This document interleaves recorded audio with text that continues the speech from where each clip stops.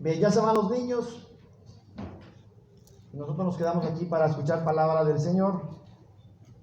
¿Está listo, hermano, para la palabra? Amén. Gloria a Dios por ello. Qué bueno que así sea. Les preguntaba algo, usted contésteme. ¿Puede surgir algo bueno de lo malo? Sí, claro que sí. ¿Puede haber sonrisas y alegría después de las lágrimas? Así es. ¿Puede la muerte producir vida? Sí. Hoy en esta mañana vamos a ver lo que hemos dejado pendiente hace 2 semanas. La semana pasada que estuvieron los niños aquí, los jóvenes, nos movimos un poquito a otro lugar.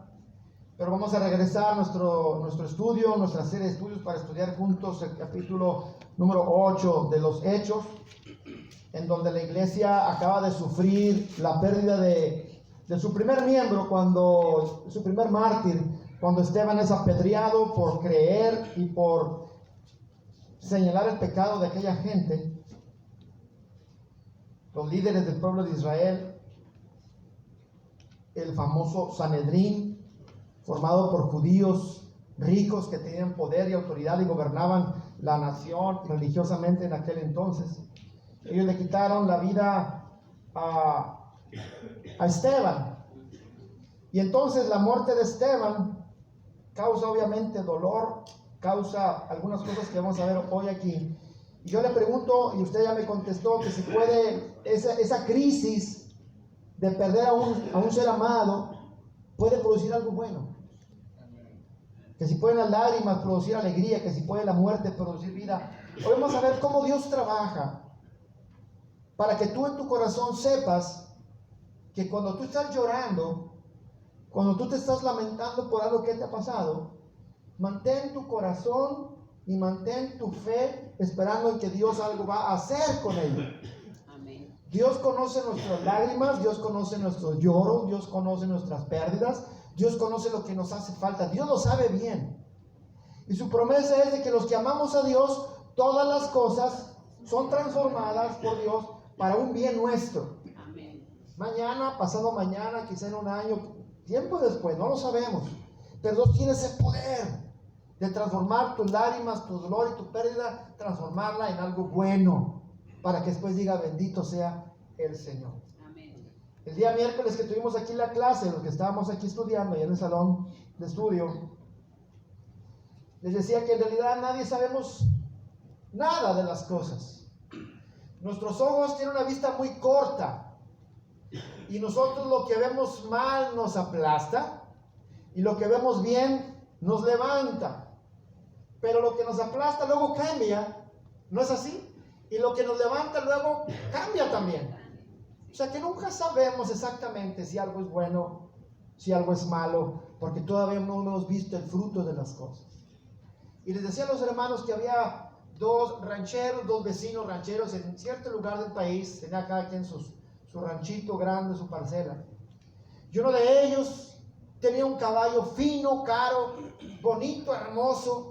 Él quería hacer negocio con ese caballo y se le perdió o se lo robaron. Él no supo, de repente el siguiente día no estaba. Y llega el vecino, que eran amigos de toda la vida, y dice, ay, qué malo que se te perdió el caballo. Y este hombre, que era más grande y más sabio, le dijo, ¿y cómo sabes que eso es malo? Al siguiente día el caballo regresó solo. Y el vecino, cuando se dio cuenta, fue y le dijo, qué bueno que regresó el caballo. Y él le contestó, ¿cómo sabes que es bueno? Ese mismo día, el único hijo del Señor se subió a su caballo para estrenarlo, se cayó y se le quebró la pierna. Llega el vecino y se entera, qué malo que se le quebró la pierna a tu hijo. ¿Y cómo sabes que eso es malo? A las 2 semanas el país entró en guerra. Llegó un soldado, un coronel del ejército a reclutar a todos los jóvenes de la comarca a fuerzas para ir a la guerra. Pero como él tiene la pierna rota, no lo llevó. Entonces el vecino corre y dice, oye, qué bueno. ¿Y cómo sabes que eso es bueno?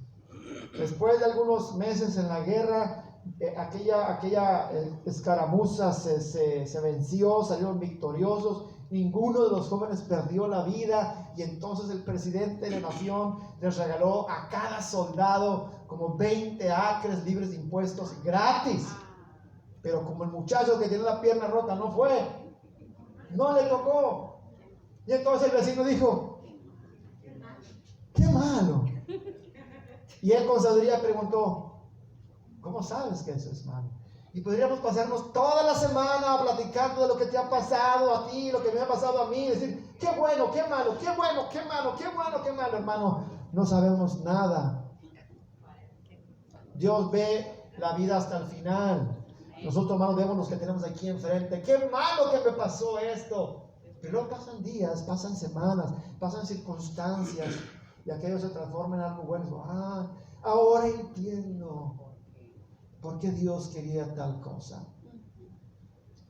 Cuando tú llegues al reino de los cielos y estés con el Señor Jesucristo, vas a voltear para atrás, vas a recordar tu vida, y entonces vas a entender: por eso me hiciste eso, por eso perdí aquello, por eso me pasó el otro, por eso me fui para allá, por eso porque vas a ver cómo Dios entreteje todas las cosas para el bien de los que le amamos. Amén. ¿No te hace sentir eso en paz, hermano? Amén. Así que dime, lo que te está pasando hoy, ¿es bueno o es malo?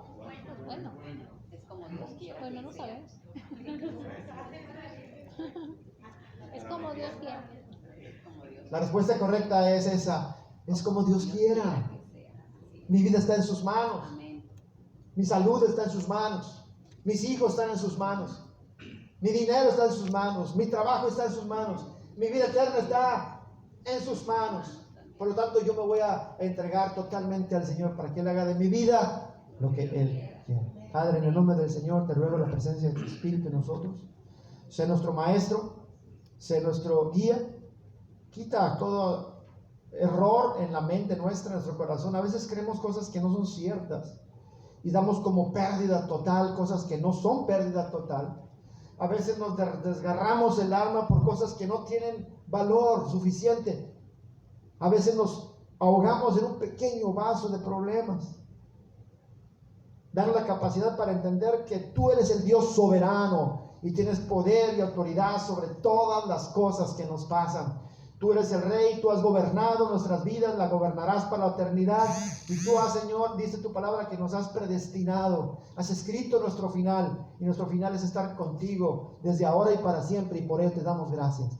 Que tu palabra ilumbre nuestro corazón, que tu palabra abra nuestros ojos para gozarnos en la verdad de tu autoridad. En el nombre de Jesucristo. Amén. Amén. Estamos en Hechos capítulo 8. Terminamos hace 2 semanas de que Esteban acaba de perder la vida. Entonces en esta lectura vamos a encontrarnos con la vida de 3 personas. Uno de ellos es Saulo. La Biblia nos va a presentar a este personaje, Saulo, que después cambia su nombre por Pablo. Pero aquí todavía no es Pablo, aquí es Saulo. De hecho, se cree que su nombre era Saulo Pablo, o era el nombre hebreo y el nombre romano, nombre griego. Pero entonces se nos presenta este personaje. Se nos presenta otro más que se llama Felipe, no Felipe, sino Felipe, y uno más que se llama Simón, que le pusieron el apodo Simón el Mago. Son 3 personajes que vamos a presentar hoy, vamos a ver solamente por encimita, porque más adelante se habla de Pablo, más adelante se habla de Simón, más adelante se habla de Felipe, al que se le puso por sobrenombre Felipe el Evangelista. Es la única persona en la Biblia que se le llama así, Felipe el Evangelista, el que llevaba el Evangelio a las personas. Así que vamos a leer capítulo 8 del libro de los Hechos, y vamos a empezar en el versículo 1 hasta el versículo 3, y luego vamos a terminar hasta el 17, pero vamos a leer solamente hasta el 3, y vamos a orar para pedir a Dios su permiso y comer todos juntos en su mesa. Dice que cuando hubo dicho esto, murió, dice la última parte del 7. Y cuando murió, dice, Saulo estaba allí. ¿Cómo? Aprobando la muerte de Esteban. Y aquel día se desató una gran persecución contra la iglesia en Jerusalén. Y todos, excepto los apóstoles, se dispersaron por las regiones de Judea y Samaria. Unos hombres piadosos sepultaron a Esteban e hicieron un gran duelo por él. Saulo, por su parte, causaba estragos en la iglesia, entrando de casa en casa, arrastraba a hombres y mujeres y los metía en la cárcel. Amén. Oremos, hermanos. Dale gracias por tu palabra. Hemos partido este pan. Queremos pedir que tú lo multipliques de tal manera que cada quien tome un pedazo espiritual en su corazón y nos vayamos fortalecidos en esta mañana. Te lo pedimos en el nombre del Señor Jesucristo. Amén. Gracias. Toma tu lugar, hermano, por favor.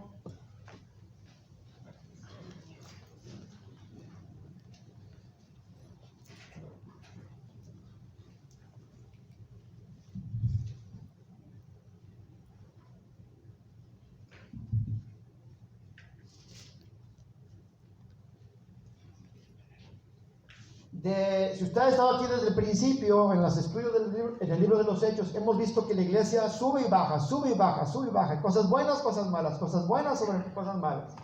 Se convierten muchos, los echan a la cárcel. Se convierten más, los golpean. Se convierten más, ahora los persiguen. Tal parece que la vida del cristiano es una combinación de ambas cosas. Pon atención, hermano. Tu vida como hijo de Dios es una combinación de ambas cosas. Cosas buenas, cosas malas. Cosas que traen alegría y asuntos que traen tristeza. Y todo tiene un propósito y un plan de Dios. La iglesia había crecido en este tiempo, ya había cerca de 10,000 personas que habían creído al Señor Jesucristo. La mayoría, si no es que todos los que estaban en la iglesia ahora, eran gente judía. ¿Y cómo no? El Señor Jesús era judío, los discípulos eran judíos, los que habían se convertido en Jerusalén eran judíos. Es normal que todo el mundo fuera judío. Pero ahora el Señor tiene que utilizar su gracia, su poder y su voluntad para que las cosas se hagan a su modo. Cuando el Señor Jesucristo se despidió de los discípulos antes de ir al cielo, les dijo: ustedes me van a ser testigos, no solamente en Jerusalén, sino en Judea y en Samaria y hasta lo último de la tierra. Y hasta ahorita ellos tienen un gran éxito porque Jerusalén ya está lleno de cristianos. Cerca de 10,000 personas se han convertido. Gloria a Dios. Ahora, ¿qué falta? Ya se convirtió gran parte de Jerusalén. ¿Qué falta? Sigue Judea. ¿Qué más? Samaria. ¿Y hasta dónde? Hasta los últimos confines de la tierra. Dios tiene que usar su propósito. Y los discípulos y la iglesia de aquel entonces se están concentrando en Jerusalén. Y Dios tiene que utilizar algo, una herramienta, para que el evangelio se esparza en donde nadie lo conoce. ¿Y qué utiliza Dios? Una herramienta muy bonita: los problemas, las dificultades, en este caso persecución a muerte de parte de este hombre que se llama Saulo y de los judíos que odiaban a los cristianos. ¿Y tú qué harías si alguien te empieza a perseguir y te quiere matar? Pues te vas. No es que seamos muy valientes, es que tienes que cuidar a los hijos, a la esposa, y agarras tu, como decimos en México, agarras tus chivas y te vas. ¿Está la hermana Balbina? Agarras tus cosas y te vas. ¿Te das cuenta cómo Dios trabaja? Dios quería que el evangelio fuera esparcido, pero los apóstoles y los nuevos cristianos estaban concentrando en Jerusalén. Pero Dios les había dicho: no, quiero que conviertan y que prediquen el evangelio a todas partes. Y lo que ellos no estaban haciendo, Dios tiene que hacerlo. Y lo que ellos no estaban haciendo con gusto, lo van a tener que hacer a fuerzas. ¿Me oyó lo que dije? Cuando tú no obedeces a Dios, cuando Dios tiene un plan para ti, y tú no obedeces a la primera con gusto y alegría, Dios te va a empujar para que lo hagas. ¿Se acuerda de Jonás? Sí. Le mandó el ballenazo. Hermano, Dios nos ha dicho a través de su palabra, tú lo sabes, muchas cosas que tú tienes que hacer. Una de ellas es predicar el evangelio. Una de cosas es perdonar al que te ha hecho daño. Una cosa es servir, que nos ha pedido el Señor, amar al enemigo, amar a los demás como Cristo te ha amado a ti. Son cosas que ya sabemos. Si tú no lo haces de manera contenta y gustosa la primera vez, Dios te va a obligar a hacerlo. Dios va a cambiar las circunstancias para que ahora a fuerza lo tengas que hacer. Levante la mano, ¿cómo lo quiere hacer? Levante la izquierda que lo quiere hacer gustoso a la primera, y levante la derecha que lo quiere hacer a fuerza y empujones. No. Así dicen las mamás o los papás, agarran el cinto. O por las buenas, hijo, y te agarran el cinto. Bendito cinto que nos regaló Dios a los hombres, ¿verdad, hermano? O a las buenas o a las malas, hijo. Pero lo vas a hacer. Si uno como hombre le dice eso a los hijos, ¿qué no hará Dios con nosotros? Que sus planes son perfectos y buenos. Así que Dios utiliza la persecución en Jerusalén y todos los cristianos, menos los discípulos, se dispersaron por completo. ¿Qué es dispersar? Huyeron. Corrieron. Dispersar puede verse de dos maneras. Es como cuando alguien dispersa las cenizas de un familiar en el mar, ¿verdad? Las dispersas y se pierden, ¿verdad que sí? Se la lleva el viento, si es que la viento es así, o la vienes al mar y se dispersan y se pierden. Esa no es la palabra que utiliza la Biblia. Ahí hay otra palabra que es dispersar, que es la que utiliza, por ejemplo, un sembrador que en aquel tiempo que llevaba un costal de semillas y él sabía que había tierra por ahí, y entonces las dispersaba, no para que se pierdan, sino para que produzcan un fruto. Esa es la palabra que utiliza aquí la palabra de Dios. Lucas es el que utiliza esta palabra, que los cristianos fueron dispersados, no para que se desvanecieran y se perdieran en el infinito, sino para que cayeran en lugares diferentes y ahí donde cayeran predicaran el evangelio de Jesucristo. ¿Dónde Dios te ha puesto, hermano? Aquí. Aquí. Si Dios te puso en esta iglesia es para que en esta iglesia tú produzcas fruto. ¿Cuánto fruto tienes para Dios en esta iglesia? ¿O lo estás reteniendo? Si Dios te puso en ese trabajo que tienes, si Dios te puso en esa familia, si Dios te mandó a México, si Dios te mandó a New Jersey, si Dios te mandó a California, si Dios te trajo desde San Antonio, ¿para qué Dios te mueve, hermano? Pues no sé, hermano, pues aquí me puso mi esposa, me mandó para acá. No es así. Dios tiene autoridad sobre nosotros y nos pone en lugares específicos. Ahora, que si tú no quieres hacer el trabajo que Dios te ha dicho que hagas en tu lugar, nos va a empujar a hacerlo. La iglesia estaba muy hermosa, había más de 10,000 personas, se juntaban todos los días. ¿Se acuerdan que lo estudiamos? Todos los días se juntaban para comer juntos. Y de repente ya no hay iglesia, todo el mundo tiene que escapar. Y parece que la iglesia se desplomó, se desmoronó. Aquí ha habido personas que han recibido palabra del Señor, se han convertido al Señor, que ya no están aquí. Bueno, ahora no entiendo, quizás están en otro lugar. ¿Y qué están haciendo? No, si son de verdad, no pueden apagar su luz donde quiera que estén y van a sembrar su palabra, la palabra de Dios, en otros lugares. Amén, hermano. Y eso para mí me trae un confort a mi corazón. El pueblo quedó dispersado por todas las regiones. ¿De dónde? De Judea y Samaria. ¿Y dónde dijo el Señor que tenían que ir? A Judea y a Samaria. Al menos al principio y luego hasta los fines de la tierra, hasta McAllen, gente que llegó a este lugar, a tu vida, a tu corazón. Alguien te presentó a ti el evangelio. Estaba leyendo que en la iglesia de China, tengo una hermana cristiana, se llama Norma, que mañana sale para China, el segundo viaje que va a China a hacer negocios. Pero cuando vino, antes de irse la primera vez, me dijo, estoy asustada, me dijo, ella es cristiana, porque está prohibido hablar de Dios. No puedes mencionar a Dios, no puedes llevar Biblia, no puedes llevar un folleto, no puedes llevar la miel de la roca, no puedes llevar nada que diga algo de Dios. Está prohibido, te encarcelan, y si eres un extranjero te ponen la vida de cuadritos. Y entonces me estaba diciendo ayer que se le salió a una señora que la atendió, una china que hablaba inglés, que la atendió allá en el hotel donde estaba la convención de estas personas. La abrazó con mucho gusto, porque hicieron un trato toda una semana, y al final le dijo, God bless you. Y la señora le dijo, God bless you.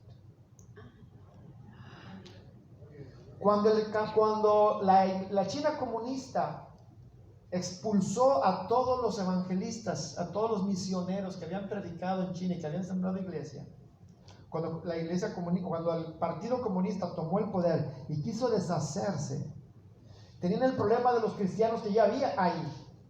Expulsaron a todos los misioneros, a todos los americanos, a los ingleses, a toda la gente que iba a predicar el evangelio, los expulsó. Pero estaban los grupos de iglesias cristianas que estaban ahí en China. Entonces el Partido Comunista dice, ¿cómo hacemos para deshacer esto? Y alguien muy sabio, muy inteligente del Partido Comunista dijo, bueno, a esta gente le gusta reunirse en los cultos, les gusta comer juntos, les gusta cantar juntos, vamos a dividirlos. Y dividieron a todas las iglesias entre toda la nación de China. Y ahorita se sabe que hay más de 100 millones de cristianos, no sé cuántos hay en China, que se reúnen, aman y sirven al Señor por abajo del agua. Gracias a ese sabio hombre comunista hizo que el evangelio se predicara aún más. Porque el evangelio así es, Dios quiere que se predique hasta los últimos de la tierra. Así que, si acaso a apariencia personal se ve que esto está en problemas, que la iglesia quedó dispersada, que se destruyó aquella comunión que había de cerca de 10,000 personas, y aunque eso se ve triste, ahora resulta que es para bien, para predicar el evangelio en muchas partes del mundo. Amén, hermano. Yo te pregunto, ¿eres tú uno de los que participan para esparcir el evangelio de Jesucristo, hermano? Amén. La mayoría de los cristianos que se han convertido al Señor no se convierten en las iglesias, no se convierten por un predicador, un evangelista. La mayoría se convierte cuando de uno a uno le comparte uno a su amigo, a su compadre, a su vecino, a su compañero de trabajo, de quién es él, lo que ha hecho Dios con él. Y las personas después vienen a la iglesia y después escuchan a un predicador. Pero normalmente se predica y se enseña uno a uno. Ahí cuando tú estás con tus amigos, con tus compañeros de trabajo, en la escuela, ahí es donde se enseña. Así que Dios tenía ese plan y dispersó a la iglesia, a los cristianos, para que adoraran al Señor. ¿Quién dice amén, hermano? Amén. Versículo 2. Unos hombres piadosos sepultaron a Esteban e hicieron gran duelo por él. Dice ahí, unos hombres piadosos. En la versión original dice unos hombres judíos piadosos sepultaron a Esteban e hicieron gran duelo por él. Para Lucas, el que está escribiendo esta parte, es muy importante colocar esa partecita ahí en el versículo 2, para dar a entender de que no todos esos que sepultaron a Esteban no eran cristianos, eran judíos piadosos, judíos que conocían al Señor de la Biblia, del Antiguo Testamento, judíos que amaban a Dios, que vieron que la muerte de Esteban no era justo, no era correcto, había sido un crimen, así que se lamentaron. Y Lucas tiene que poner eso ahí en el libro de los Hechos para darnos a nosotros a entender de que no todos los judíos son como uno quiere que es, que todos rechazan al Señor. Siempre va a haber alguien diferente. Y estos hombres piadosos, judíos piadosos, dieron sepultura a Esteban e hicieron un gran duelo por ese hombre. Por el contrario, había otros hombres, y aquí aparece Saulo, versículo 3. Un hombre que en ese tiempo era un hombre joven, un hombre rico, un hombre con poder y autoridad, miembro del Sanedrín, que era el gobierno de ellos. Versículo 3, Saulo, por su parte, ¿qué hacía, hermanos? Causaba estragos en la iglesia, entrando de casa en casa, arrastraba a hombres y mujeres, y ¿qué, hermanos? Los metía en la cárcel. ¿Por qué razón? Por el simple hecho de creer en Cristo Jesús. Por decir que Jesucristo era su Salvador. La Biblia habla de Saulo, pero había muchas otras personas que también estaban haciendo eso. El simple hecho de ser cristiano marcaba tu vida y tú podías ser perseguido, podías ser azotado, llevado a la cárcel y hasta te podían asesinar por el simple hecho de creer en Cristo Jesús. Yo creo que ninguno de los que estamos aquí hemos sufrido tal persecución. ¿O sí, hermano? ¿Te han lastimado por ser cristiano? No. Si acaso se han burlado de ti, si acaso te echaron bulla, uy, aleluya, eres un aleluya, cada quien se va con la suya. Así me decían de niño, uy, eres aleluya. Yo sentía muy feo, pero eso no es una persecución. Persecución es cuando te quieran llevar a la cárcel. Pablo se metía ¿te imaginas, hermano? ¿Te imaginas el ambiente de Jerusalén? Pablo y los demás, Saulo y los demás estaban yéndose casa por casa a ver quién era cristiano. Y si tú decías que creías en Cristo, Saulo te obligaba a negar a Jesucristo y te obligaba a blasfemar en nombre de Cristo Jesús. Yo creo que ese pecado de Saulo lo marcó a él para siempre, que cuando se convirtió al Señor no podía olvidar tal cosa. Él mismo dice más adelante, dice, yo no soy digno de ser llamado apóstol porque yo perseguía la iglesia de Dios, perseguía la iglesia del Señor, los metí en la cárcel y algunos hasta fueron asesinados por culpa. ¿Te imaginas a Pablo ahora cristiano, ahora apóstol, predicando? ¿Qué hice? Yo creo que lo que más lamenta a Pablo es lo que él mismo dice más adelante. Dice que él, en su testimonio, hice que algunos blasfemaran contra Jesucristo. La Biblia no dice cómo, pero ¿cómo se puede obligar a una persona que blasfeme contra Cristo? ¿Te imaginas Pablo agarrar a un jovencito como Alan, como Gael, como cualquiera de los muchachos? Llega Saulo con sus soldados, te agarra del cuello, te golpea y te pone un cuchillo en la garganta. Blasfema contra Jesús, di que no es verdad. O te corta el cuello. ¿Te imaginas? Y un jovencito, una muchacha, porque si hay que hombres y mujeres eran echados a la cárcel. Di que Jesucristo es mentira. Di que es un falso. Es un falso. Dilo más fuerte. Jesús es un falso. No, di que no crees en él. Los obligaba a blasfemar. O agarraba a uno de tus hijos, lo ponía la rodilla en la cabeza y una espada en la ella, y le decía, a ver tú, Señor, papá de este niño, y lo obligaba, di que el Señor es un mentiroso, que tu Señor Jesús es un falso profeta. Dilo o lo mato la vida a tu hijo. Hermano, eso hizo Saulo.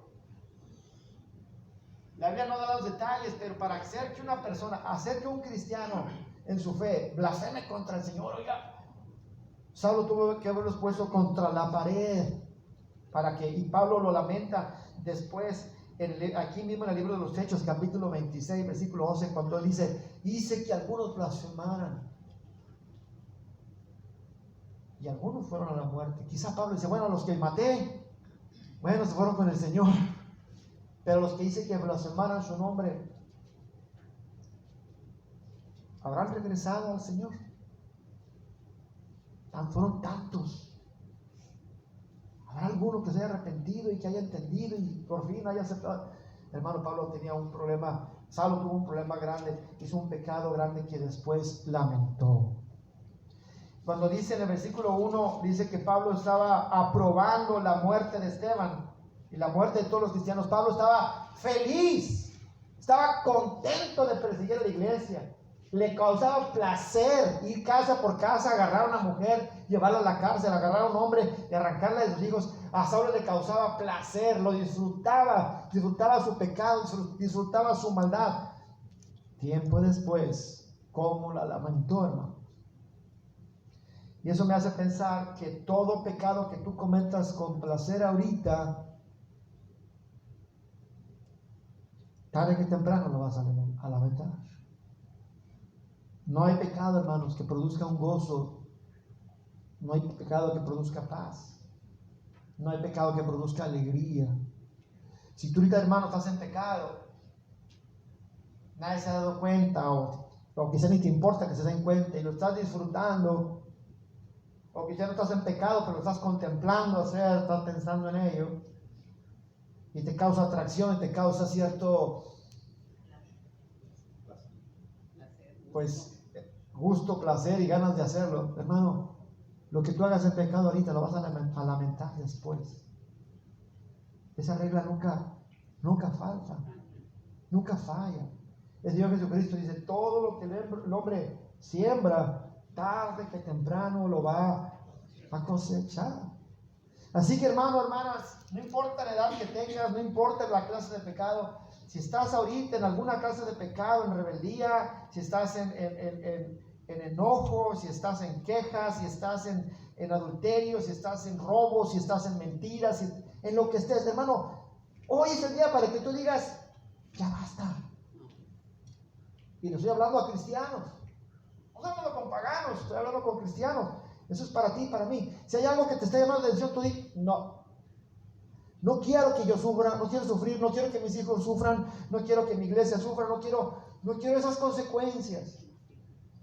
Yo estoy seguro que Pablo después lamentaba terriblemente, lo dice más adelante en el capítulo 26, que él lamentaba tristemente el haber hecho que algunos blasfemaran en nombre del Señor.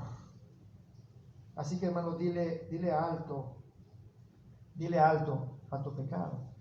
Toda la iglesia fue esparcida excepto los apóstoles. ¿Por qué no se fueron los apóstoles, hermanos?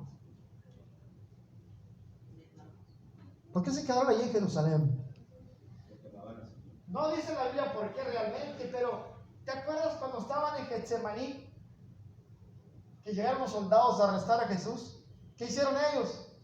Todos, los 11, Judas lo traiciona y los otros 11 escapan por completo, huyen, le dan la espalda. Y yo creo que en esta ocasión no se dan cuenta, no, esta vez no vamos a huir.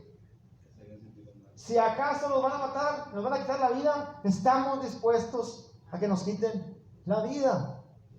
No dice la Biblia por qué se quedaron, pero se quedaron allí en Jerusalén, quizá para empezar a organizar lo que la iglesia estaba empezando a crecer, quizá porque sabían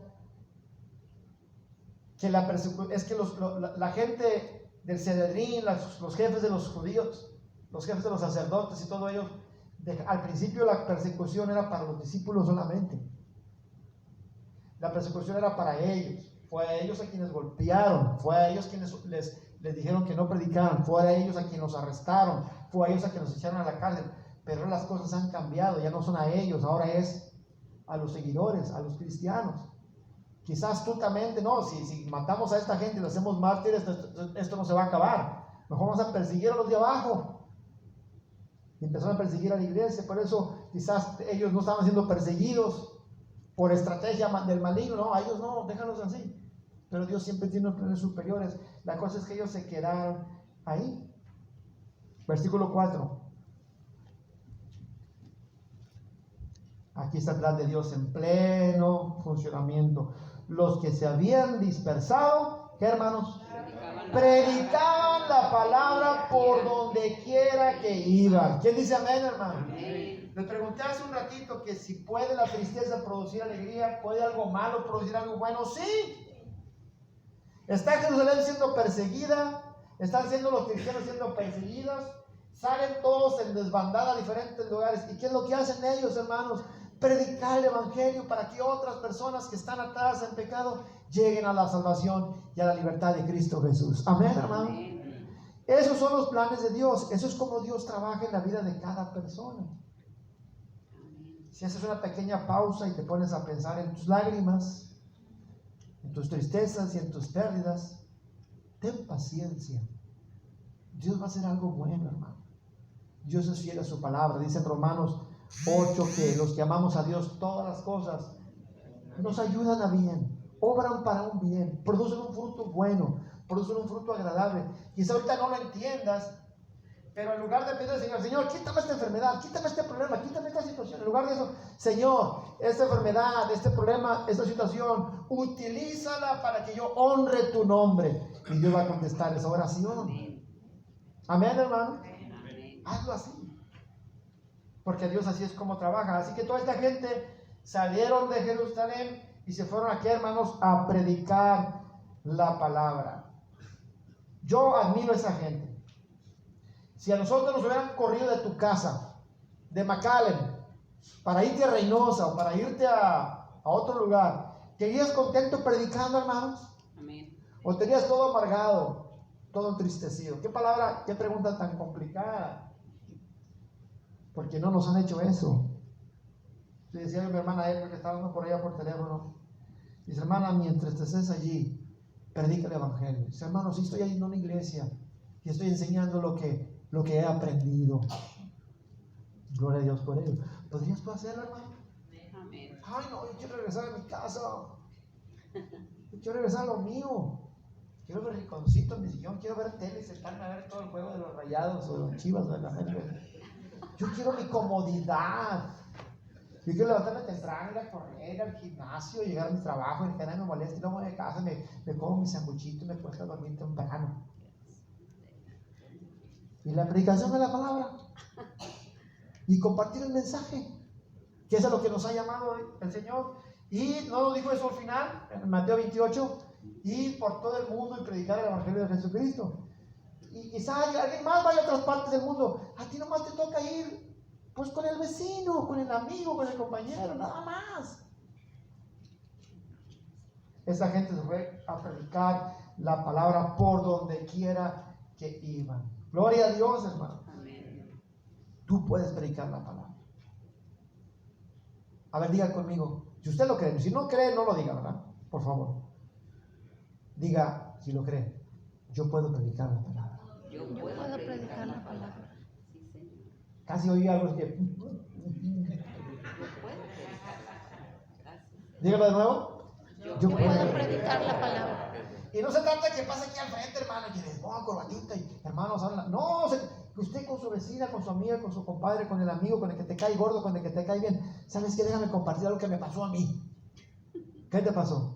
Estaba muerto. ¿Cómo? Y ahora estoy vivo. Estaba en pecado. Ahora soy santo. Ah. Sí, ahora soy santo. Antes era hijo del diablo, ahora soy hijo de Dios. Ah. Y tú, si no te conviertes, te vas a chicharrar en el infierno. Nomás dígale eso para que... A ver, ¿de qué se trata el negocio? Usted puede hacerlo, hermano. Amén. Bendito sea. Es tan sencillo, es tan fácil. Solamente que usted necesita ¿qué? Hacer. ¿Cómo? Dígalo otra vez. Yo puedo predicar el evangelio. Dígalo. Yo puedo predicar el evangelio. Sí, Señor. Hágalo esta semana. No el otro mes, no. Hágalo esta semana. Ahorita. Quizá le va a salir bien mal. Porque dice el pastor que pues, algo así como que el libro de los Hechos dice que, o sea, ven a la iglesia, hombre. Dígale, he perdido eso. De perdido, dile eso, hermano. No vas a la iglesia. Y si te preguntan por qué, a ti le contestas, porque yo he encontrado la luz en Cristo. He encontrado paz, he encontrado perdón de mis pecados. Porque he encontrado un gozo que no lo encuentro cuando tengo dinero. Lo encuentro aún y cuando no tengo dinero. Estoy contento, estoy feliz, estoy gozoso. Y te lo quiero compartir. Dígalo por última vez, yo puedo predicar el evangelio. Yo Yo puedo predicar el evangelio. Amén. Hágalo esta semana. Me acuerdo que la hermana Leonor predicó el evangelio a mi hermana Balbina en la caja del HIV. Fíjese nomás. Santos frijoles, vaya. Comprando frijoles se encontró. O sea, cuando el Señor le pregunta, hermana, ¿y cómo su testimonio, hermana? ¿Cómo conoció al Señor? Yo conocí al Señor Comprando frijoles. diciéndole a la hermana Leonor dónde encontró los frijoles. Fíjese nomás. ¿Y qué dijo la hermana? Tú lo que necesitas no son frijoles. Lo que necesitas es Cristo Jesús en tu vida. Y recuerdo que la hermana Balbina venía sola y le preguntaba por su esposo y dice, pues no quiere venir. Y sus hijos menos. Tengo uno que se llama Víctor y otro que se llama Eduardo, son más necios. Bueno, así no decía. Eso lo necio lo conocí yo. No, no es cierto. Yo recuerdo que estaba en un Walmart, creo, en un Chibi, y atrás estaba mi hermana Balbina y un vaquero atrás. Su sombrero, mi hermano, botas vaqueras. De cowboy. Y entonces, y la hermana así feliz, hermano, mire, él es mi marido. Ay, el hermano así, mucho gusto, le dije, ahí lo espera en la iglesia. Ahora el hermano es hijo del Señor Jesucristo.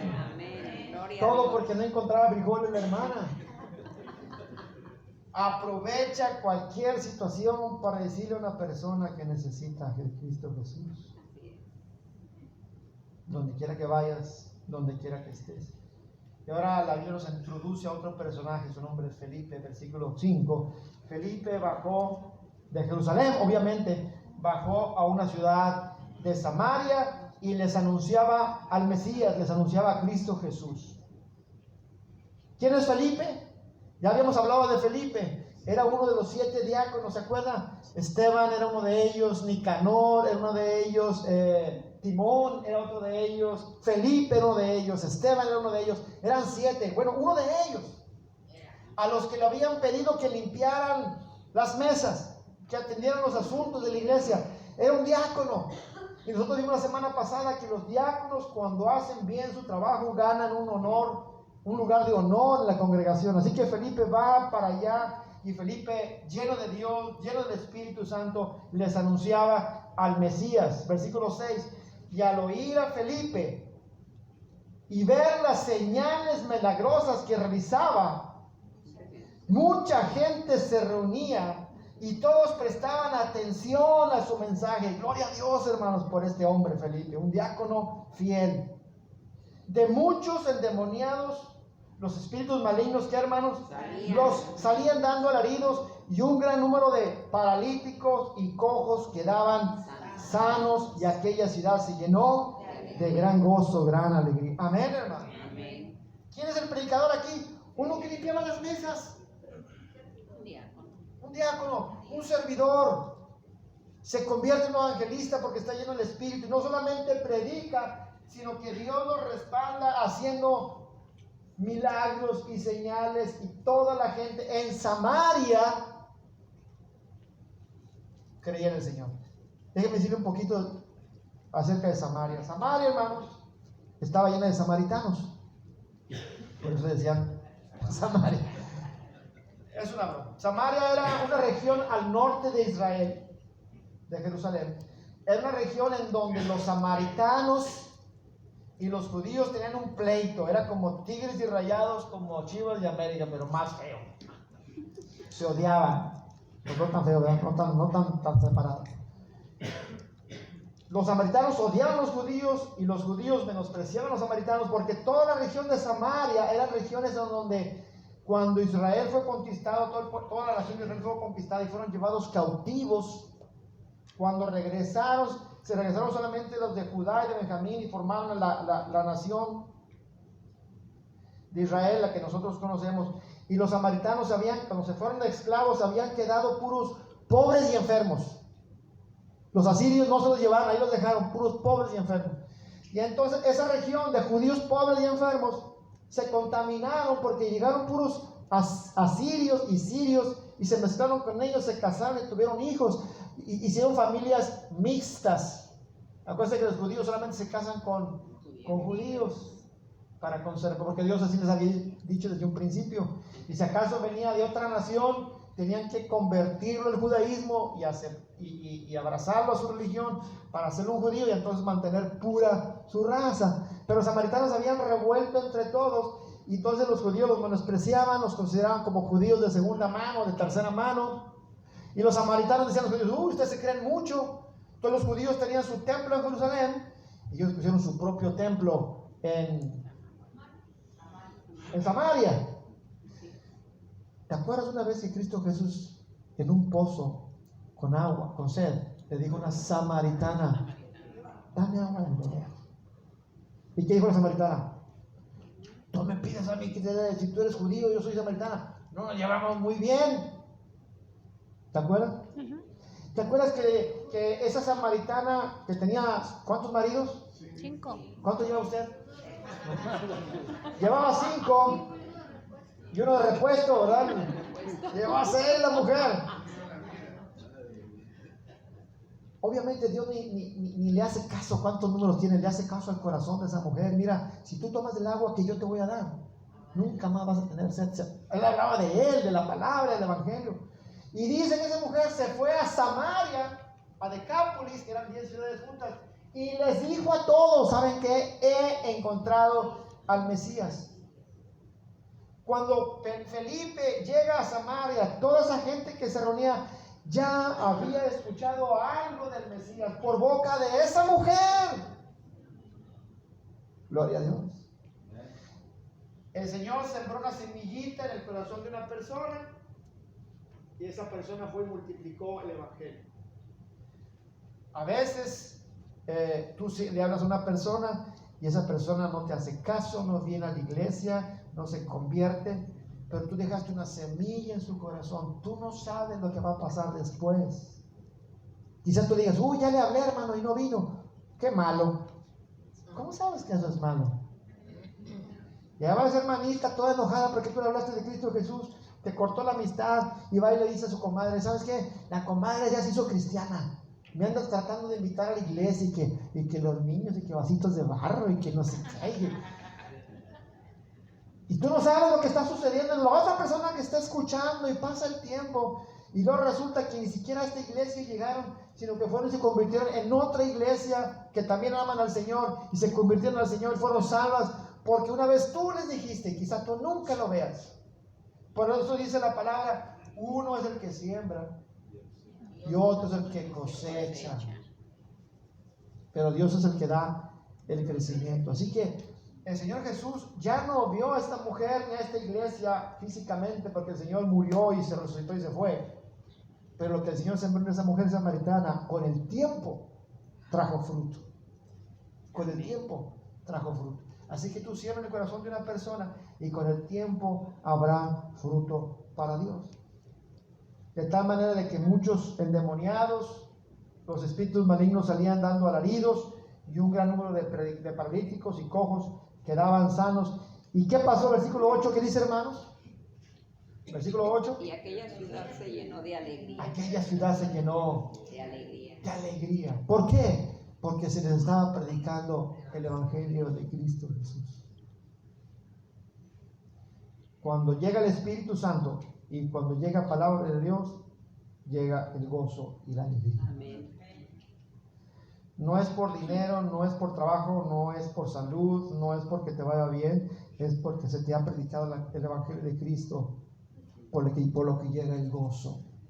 Si ahorita, hermano, tu vida se siente amargada, si tú en tu vida te sientes un poco entristecido, un poco deprimido, así como que no vale la pena y como que no le encuentras sentido, quiere decir que te has alejado de Cristo, te has alejado de su palabra, te has alejado de tu Espíritu Santo.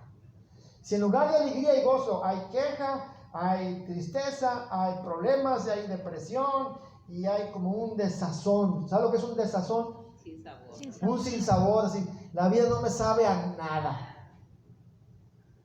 Te vas a la mañana, el lunes vas a trabajar, se acabó la semana, el viernes vas a la casa, el mismo cheque ya se acabó y ahora el lunes otra vez a trabajar. ¿A quién le sabe la vida así, hermanos? Ya vas al trabajo, ya vienes al trabajo. ¿Ya vas al trabajo? Ya vienes al trabajo. Toda la semana, santo cielo. Toda la semana, todo el mes. Todo el mes. Todo el año. Toda la vida. Toda la santa vida. ¿Y dónde está todo lo que ganaste? Alguien se lo llevó. La compañía de luz, la compañía de gas, la compañía de agua, el policía. Alguien se llevó el dinero. Y mañana es lunes. ¿De dónde vas a ir, hermano? No me alcanza. Me jubilé y no me alcanza. ¿Cómo no será aburrida la vida sin Cristo, hermanos? Que uno de los placeres más ricos es comer. ¿O no, hermanos? Amén. Bueno, llega a fastidiar, hermano. Sí. Yo que tengo que comer en el restaurante todos los días por culpa del trabajo, es hora de comer y ¿a dónde rayos voy? ¿A dónde voy ahora a comer? Pollo loco ya fui. Chorchis ya fui. Hamburguesa ya fui. Tortas ya fui. Tostadas ya fui. Subway, qué aburrido. A las carnitas asadas ya, o sea, todo, hermano, ya es un fastidio. Qué fastidio, hermano.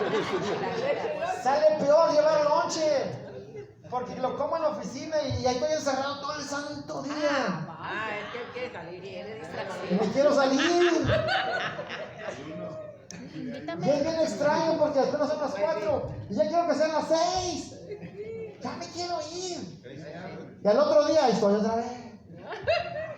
Hermano, sin Cristo la vida no tiene sabor. Esa ciudad por completo se llena. ¿Usted conoce una ciudad completa de alegría?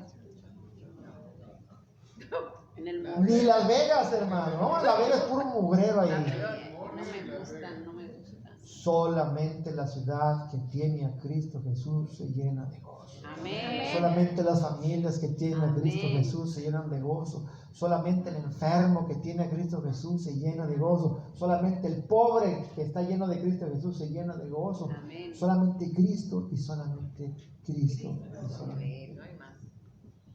Bendito sea. Versículo 9, ya vamos a terminar.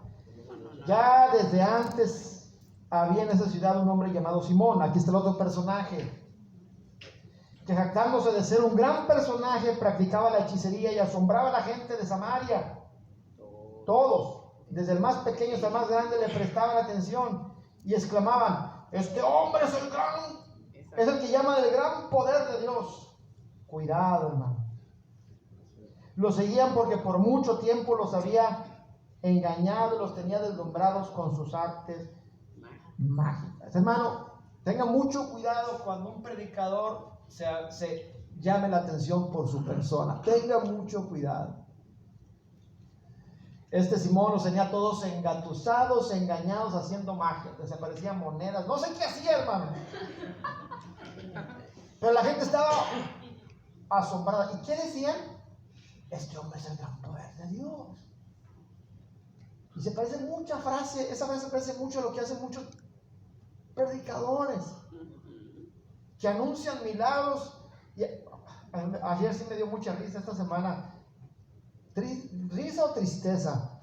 Y yo pensé que ya se habían acabado, hermanos, porque como que ya no tienen mucha fama, pero todavía siguen haciendo milagros de esos raros, que esa gente se cae, que una mujer tenía cáncer, que ya no tiene, y trae tu ofrenda.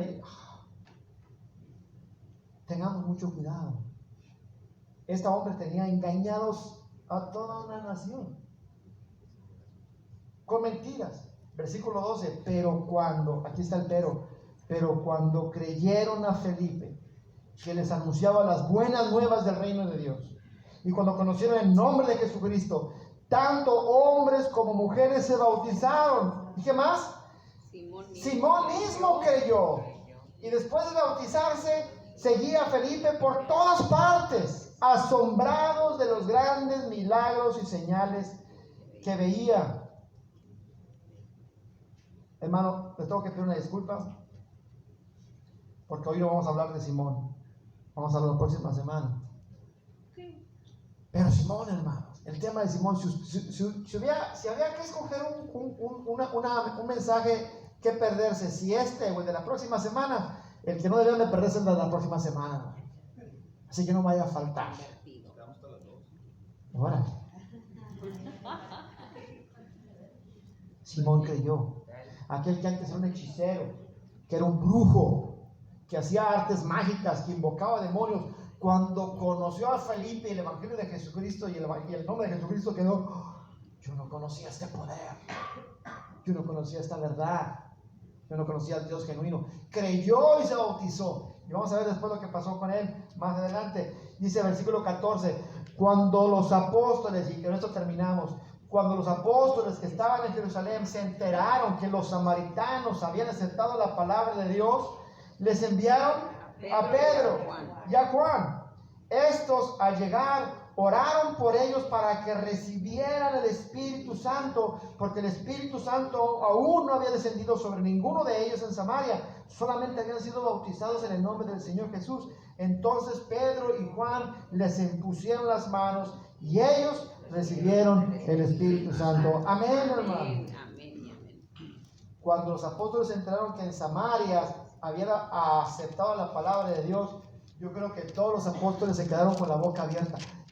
¿Qué? ¿Los samaritanos? Esa gente corriente, fuchi, revuelta, pecadora, idólatra y malévola, aceptaron al Señor. Y la boca así. ¿Conoces a un hermano de la iglesia que haya sido bien bárbaro antes de ser cristiano?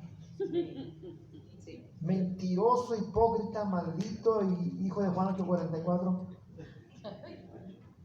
A lo mejor aquí está sentado y eres tú. Así es. Esa soy yo. ¿Sí? ¿Y qué pasó? Se convirtió al Señor.